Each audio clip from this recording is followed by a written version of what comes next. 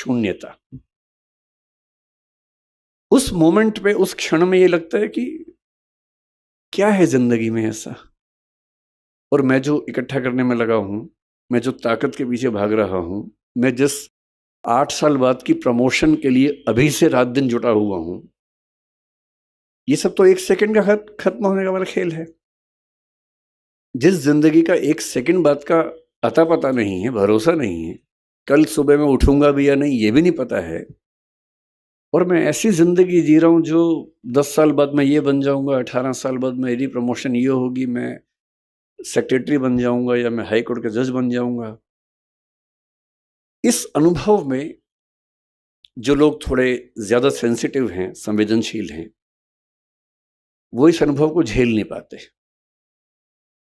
और उनके लिए इसी बिंदु पर टर्निंग पॉइंट आता है और वो जीवन का रास्ता मोड़ लेते हैं कि जब जीवन में कुछ भरोसा नहीं तो मैं इन निरर्थक चीजों के पीछे क्यों भागता रहूं, क्यों ना मैं किसी ऐसी सार्थक चीज की तलाश करूं जो अंततः मुझे सुकून देती हो।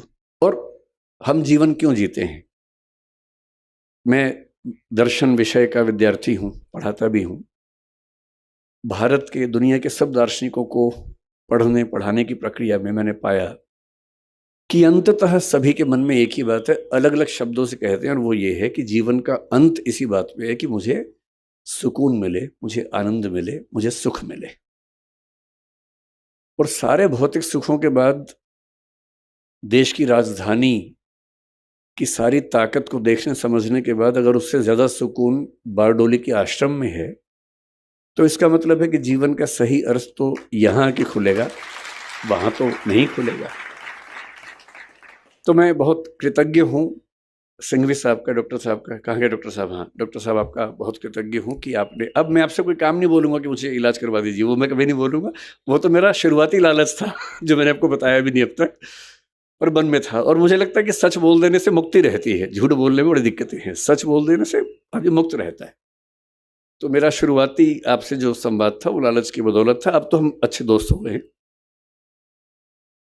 तो मैं कृतज्ञ हूं कि आपने मुझे यहाँ बुलाया और इतने सुंदर संसार के बीच में आने का मौका दिया।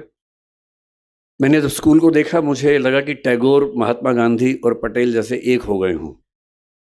टैगोर के शांति निकेतन में जो सबसे सुंदर कॉन्सेप्ट मैंने देखा कि क्लासरूम के अंदर पढ़ाई नहीं करनी है, पेड़ के नीचे बैठना है, खुले में बैठना है, प्रकृति में बैठ के पढ़ना है। मैंने देखा कि यहाँ क्लासरूम में चेयर्स हैं ही नहीं, केवल छोटे से स्टूल है, वो उठाना है और पेड़ के नीचे चले जाना है, और जहां मन करे वहां बैठ के पढ़ना है। क्यों?